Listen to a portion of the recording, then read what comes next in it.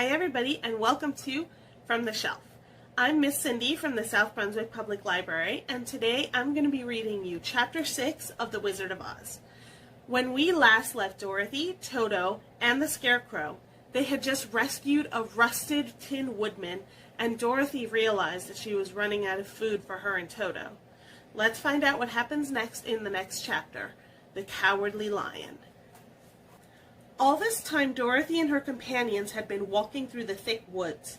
The road was still paved with yellow brick, but these were much covered by dried branches and dead leaves from the trees, and the walking was not at all good. There were few birds in this part of the forest, for birds love the open country, where there is plenty of sunshine. But now and then came a deep growl from some wild animal hidden among the trees. These sounds made the little girl's heart beat fast, for she did not know what made them, but Toto knew, and he walked close to Dorothy's side and did not even bark in return. "How long will it be," the child asked of the Tin Woodman, "before we are out of the forest?" "I cannot tell," was the answer, "for I have never been to the Emerald City, but my father went there once when I was a boy, and he said it was a long journey through a dangerous country. Although nearer to the city where Oz dwells, the country is beautiful. But I am not afraid so long as I have my oil can, and nothing can hurt the Scarecrow, while you bear upon your forehead the mark of the Good Witch's kiss, and that will protect you from harm." "But Toto," said the girl anxiously, "what will protect him?" "We must protect him ourselves if he is in danger," replied the Tin Woodman. Just as he spoke, there came from the forest a terrible roar, and the next moment a great lion bounded into the road.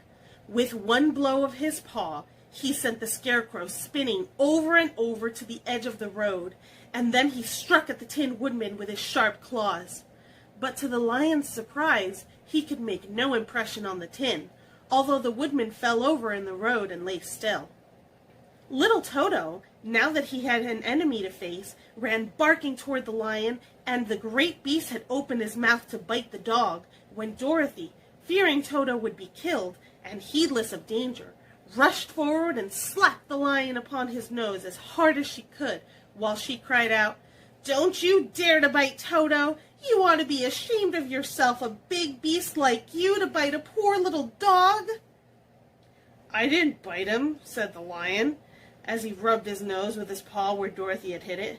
"No, but you tried to," she retorted.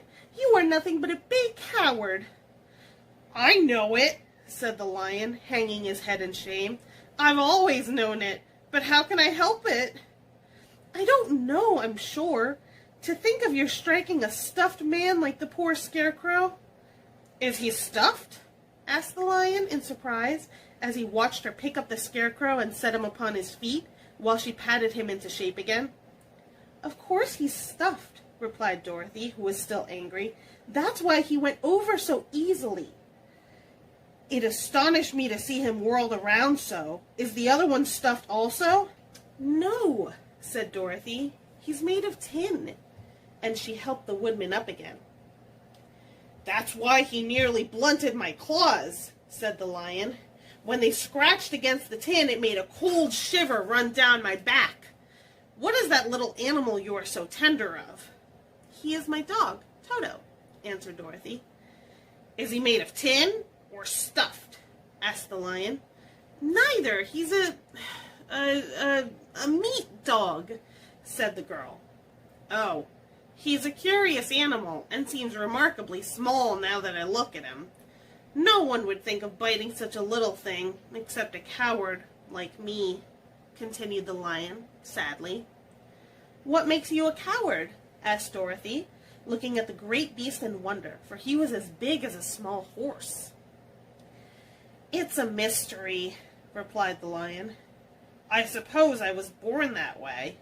All the other animals in the forest naturally expect me to be brave, for the lion is everywhere thought to be the king of beasts.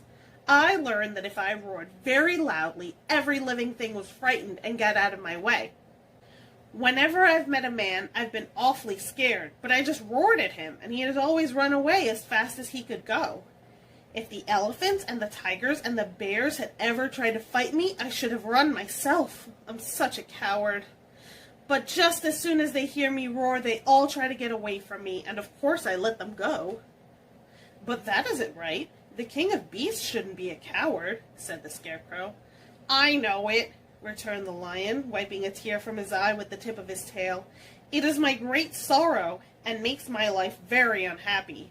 But whenever there is danger, my heart begins to beat fast. Perhaps you have heart disease, said the Tin Woodman. It may be, said the lion. If you have, continued the Tin Woodman, you ought to be glad, for it proves you have a heart. For my part, I have no heart, so I cannot have heart disease. Perhaps, said the lion thoughtfully, if I had no heart, I should not be a coward. Have you brains? Said the Scarecrow. I suppose so. I've never looked to see. I am going to the Great Oz to ask him to give me some, remarked the Scarecrow, for my head is stuffed with straw. And I am going to ask him to give me a heart, said the Woodman. And I am going to ask him to send Toto and me back to Kansas, added Dorothy. Do you think Oz could give me courage? Asked the Cowardly Lion. Just as easily as he could give me brains, said the Scarecrow. Or give me a heart, said the Tin Woodman. Or send me back to Kansas, said Dorothy. Then if you don't mind, I'll go with you, said the Lion, for my life is simply unbearable without a bit of courage. You will be very welcome, answered Dorothy, for you will help to keep away the other wild beasts. It seems to me they must be more cowardly than you are if they allow you to scare them so easily. They really are, said the Lion, but that doesn't make me any braver, and as long as I know myself to be a coward, I shall be unhappy. So once more the little company set off upon the journey, the Lion walking with stately strides at Dorothy's side. Toto did not approve this new comrade at first, for he could not forget how nearly he had been crushed between the lion's great jaws. But after a time he became more at ease, and presently Toto and the Cowardly Lion had grown to be good friends. During the rest of that day, there was not other adventure to mar the peace of their journey.